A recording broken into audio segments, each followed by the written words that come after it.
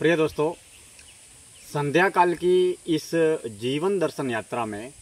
हम आपका तहे दिल से हार्दिक स्वागत करते हैं। जीवन में ताउम्र हम कुछ न कुछ संग्रह हमेशा करते रहते हैं। वो संग्रह धन, साधन, वस्तु, पदार्थ का भी करते हैं और विचारों का भी संग्रह करते हैं। अब जो धन, साधन, वस्तु, पदार्थ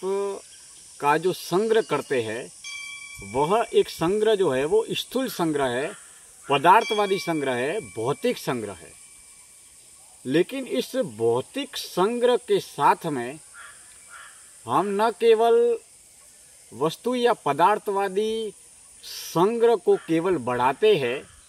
लेकिन इस संग्रह के साथ में हम जन्म से लेकर मरण तक विचारों का भी संग्रह करते हैं। अब विचारों के संग्रह को हम शिक्षा भी बोल सकते हैं, ज्ञान भी बोल सकते हैं, बुद्धि भी बोल सकते हैं, जानकारी, सूचना, जितने भी जिस तरीके के विचारों का संग्रह हम करते हैं, उन्हीं विचारों के आधार पर हम वर्तमान कालीन और भविष्य काल का जीवन जीते हैं। अब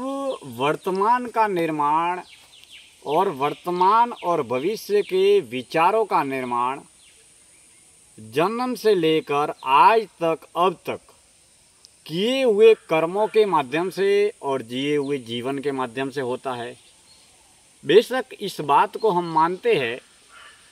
कि जो विचारों का संग्रह है वो सूक्ष्म संग्रह है और जो पदार्थ है वो स्थूल संग्रह है। अब जो स्थूल संग्रह है वो हमें दिखाई देता है और जो सूक्ष्म संग्रह है, जो विचार है, वो एक सूक्ष्म संग्रह है और वो हमें दिखाई नहीं देता है। अब जो पदार्थवादी जो संग्रह है, जिसमें घर हो गया, दुकान हो गया, ऑफिस हो गई, बंगला हो गया, प्रॉपर्टी हो गई, पैसा हो गया, ये जो पदार्थवादी संग्रह है, इसका आंकलन या मूल्यांकन अन्य लोग बड़ी ही आसानी से, सहजता से, सरलता के साथ में कर सकते हैं कि इस व्यक्ति के साथ में इतना धन है, इतनी गाड़ी है, इतना पैसा है, इतने बंगले हैं, इतनी प्रॉपर्टी है। तो जो पदार्थवादी संग्रह है, यानी कि जो अमीरी या जो धनवान व्यक्ति है, उसका आकलन या मूल्यांकन किया जा सकता है कि इस व्यक्ति के पास में इतना धन है, इतनी जमीन है, इतने बंगले हैं। और ठीक उसी तरीके से अगर विचार, ज्ञान या बुद्धि का आकलन अगर करना हो तो उसके आकलन का एक ही माध्यम है, वो है वाणी और विचार। अब जब कोई भी व्यक्ति वाणी के माध्यम से, शब्दों के माध्यम से अपने विचारों की जब अभिव्यक्ति करता है या कार्यों के माध्यम से वो अपने वाणी और विचारों को प्रस्तुत करता है, तो हम ये जानते हैं कि उपरोक्त व्यक्ति की विचार शैली कैसी है, जीवन शैली कैसी है, इसके पास में कितना ज्ञान का भंडार है, इस व्यक्ति के पास में कितना अनुभव है, कितना ज्ञान है, किस तरीके की शिक्षा है। अब वो शिक्षा, ज्ञान, जानकारी अलग अलग स्तर की भी हो सकती है। सांसारिक शिक्षा हो सकती है, व्यवसाय की शिक्षा हो सकती है, धर्म, ध्यान, अध्यात्म, दर्शन की शिक्षा हो सकती है। तो कुल मिलाकर कहने का तात्पर्य यह है कि हम न केवल जन्म से मरण तक धन, साधन, वस्तु, पदार्थों का संग्रह करते हैं, लेकिन उन पदार्थों के साथ में हम ताउम्र विचारों का भी संग्रह करते हैं। अब अमूमन इस जीवन को जानने की यात्रा में अगर हम सोचें कि जन्म से लेकर हम आँखों के माध्यम से, कानों के माध्यम से, पंच इंद्रियों से जनित ज्ञान के माध्यम से हम ताउम्र विचारों का संग्रह करते हैं। और जन्म के बाद में, 4 साल के बाद में, 5 साल के बाद में किसी भी छोटे बच्चे को स्कूल में बैठा दिया जाता है, फिर वो कॉलेज में आता है, तो वो करीबन 5 साल के बाद में वो करीब 25 या 30 साल तक लगातार शिक्षा, जानकारी, सूचना, स्कूल या कॉलेज के माध्यम से वो विचारों का संग्रह करता है। वो विचारों का संग्रह जिसके माध्यम से वो नाम कमा सके, धन कमा सके, बिजनेस कर सके, रोजगार कर सके, व्यापार कर सके। तो हम जीवन के 20, 25, 30 साल मात्र शिक्षा, ज्ञान, स्कूल कॉलेज की डिग्री और डिप्लोमे हासिल करने में हम अपने जीवन, समय और ऊर्जा शक्ति को खर्च करते हैं। वो खर्च इसके लिए करते हैं कि हमारे जीवन का निर्माण हो सके, ताकि जो 25 साल या 30 साल के बाद का जो जीवन है, उस जीवन में वह व्यक्ति धन कमा सके, नाम कमा सके, पद कमा सके, पुरस्कार कमा सके, सामाजिक, व्यावसायिक, पारिवारिक, लौकिक जगत में वो धन कमा सके, यानी कि वो पदार्थों का संग्रह कर सके। अब पदार्थों का संग्रह करने के लिए पहले वो व्यक्ति स्कूल कॉलेज के माध्यम से अलग अलग तरीके के विचारों का संग्रह करता है, ताकि जिस तरीके के जैसे विचार होंगे वैसे ही वह व्यक्ति उसी तरीके का कार्य करेगा। अब सवाल यह उठता है कि हम मानते हैं कि धन, साधन, वस्तु, पदार्थ, अमीरी की कोई सीमा नहीं है। हम ताउम्र दौड़ते रहते हैं, भागते रहते हैं, कर्म करते रहते हैं, क्रिया करते रहते हैं। जीवन की वास्तविक जितनी ज़रूरत है, उस ज़रूरत को पूरा करने के बाद में हम मात्र धन, साधन, वस्तु, पदार्थों का संग्रह करते हैं, पदार्थवादी जगत का या पदार्थों का संग्रह करते हैं, ताकि हम अपने जीवन में धन, साधन, सुख, सुविधा को भोग सके और जीवन की मूलभूत ज़रूरतों को भी पूरा कर सके। अब पदार्थवादी जगत के बारे में तो हम मानते हैं कि हम संग्रह कर रहे हैं,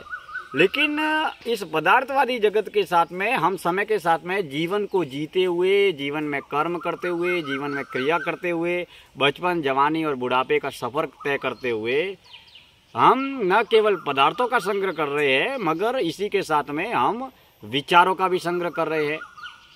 अब जो संसार का बाजार है वो वाणी के माध्यम से, विचारों के माध्यम से ही संचालित होता है, क्योंकि संसार जो है वो उसके जितने भी संपर्क है, संबंध है, व्यवहार है, लेन देन है, वो वाणी विचार पर आधारित पदार्थवादी जगत की लेन देन से जुड़े हुए जीवन को ही हम सांसारिक जीवन कहते हैं। लेकिन क्या हम जिस तरीके से मौत के वक्त धन, साधन, वस्तु, पदार्थ, गाड़ी, बंगला, पैसा, प्रॉपर्टी, सब कुछ जितना जो कुछ भी किया है वो सब कुछ यहीं पर छोड़कर चले जाते हैं, वो हमारे साथ में नहीं आएगा। तो जिस तरीके से हम ये तो मानते हैं कि मौत के बाद में धन, दौलत, पैसा, प्रॉपर्टी हमारे साथ में नहीं चलेंगे, तो ठीक उसी तरीके से हमने जन्म से लेकर मरण तक, बचपन, जवानी और बुढ़ापे में जितना भी ज्ञान, शिक्षा, जानकारी, सुख पढ़कर, लिखकर, बोलकर, सुनकर, देखकर जो अलग अलग तरीके का ज्ञान, बुद्धि, शिक्षा, जानकारी जिसको जुटाकर हम सांसारिक जगत में बुद्धिमान, ज्ञानी या विद्वान कहलाते हैं, तो हम मौत के वक्त न केवल धन, साधन, वस्तु, पदार्थों को छोड़ते हैं, लेकिन पदार्थों के साथ में हम विचारों का भी त्याग करते हैं। तो विचारों का निर्माण केवल पंच इंद्रिय जनित ज्ञान के माध्यम से हुआ है। अब हमें जन्म के बाद में जो माता पिता के द्वारा, परिवार के द्वारा, समाज के द्वारा, संसार के द्वारा जो बताया गया, जो दिखाया गया, जो सिखाया गया, उसी ज्ञान के आधार पर हम इस जीवन को जीते हैं। तो हम मानते हैं कि जीवन में सुख शांति को पाने के लिए, मन की शांति को पाने के लिए या मन की मुक्ति को पाने के लिए मन की शांति का होना अत्यंत आवश्यक है।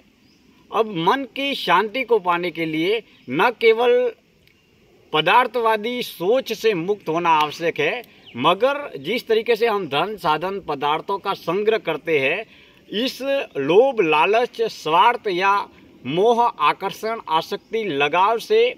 मुक्त होने की इस प्रक्रिया में न केवल हमें पदार्थों के संग्रह से मुक्त होना है, बल्कि हमें विचारों के संग्रह से भी मुक्त होना परम आवश्यक है। क्योंकि जब हम विचारों के संग्रह से मुक्त होंगे तो हम अपने जीवन को मूल अस्तित्व को समझ पाएंगे, वरना हम ताउम्र विचारों का, मन का, बुद्धि का और विकारों का खेल ताउम्र खेलते रहेंगे। और ताउम्र इन विचारों का खेल खेलते खेलते ही हम अपना जन्म, जीवन, समय, ऊर्जा को नष्ट कर लेंगे। और इस विचारों के खेल से मुक्त होने के लिए, मन से मुक्त होने के लिए, मन के मायाजाल से मुक्त होने के लिए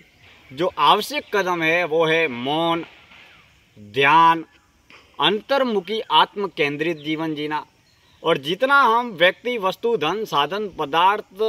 की ओर बाहरी बहिर्मुखी ऊर्जा बोलकर या जितना बाहरी बहिर्मुखी जीवन जीते हैं, उतनी हमारी संपूर्ण ऊर्जा बाहरी बहिर्मुखी दिशाओं में बहती रहती है।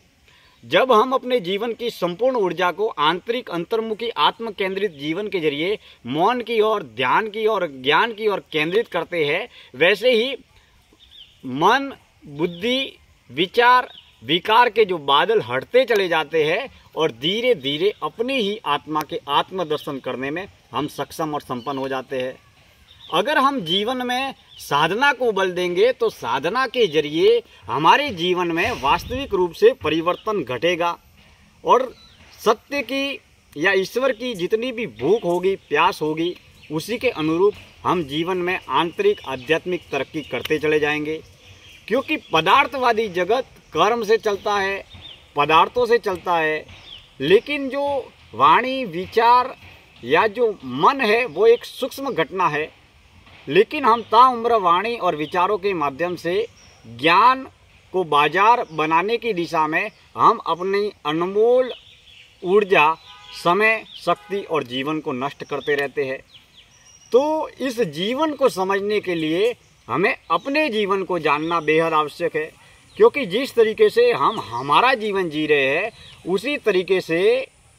हमारा जीवन जब हम जी रहे हैं तो हमारी मौत के आने पर हमको ही मरना है। तो जब हमारा जीवन हम जी रहे हैं और हमारी मौत के आने पर हमको मरना है, तो हमें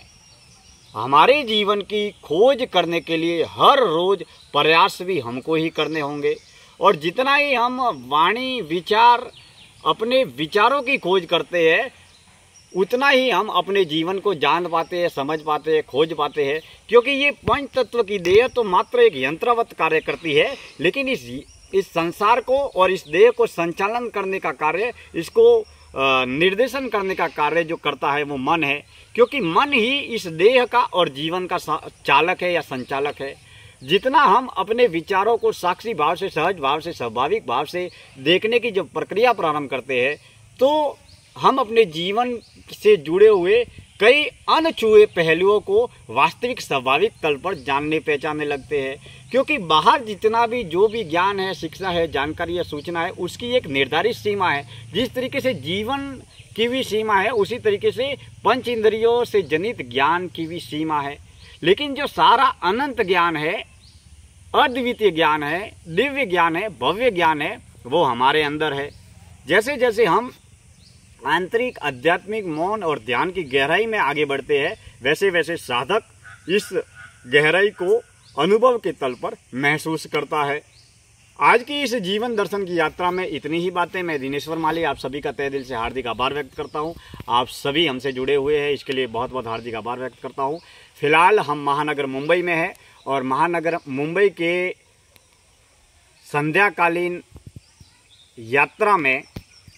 शाम के वक्त बहुत प्रकृति के मनोरम्य वातावरण के साथ में संध्या काल की परम पावन पवित्र वेला में मुंबई के